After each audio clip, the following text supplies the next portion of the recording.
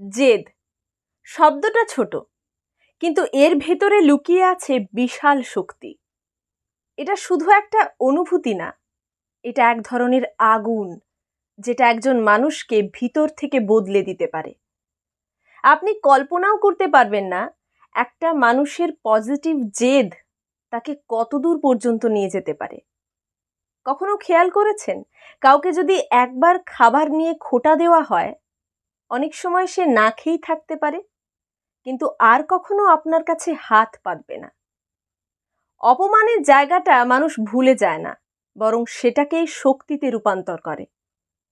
আপনি কাউকে কোনো নির্দিষ্ট জায়গায় অপমান করলে সে হয়তো আর সেখানে ফিরবে না, কিন্তু সে এমন জায়গায় পৌঁছাবে যেখানে আপনি কোনোদিন পৌঁছাতে পারবেন না।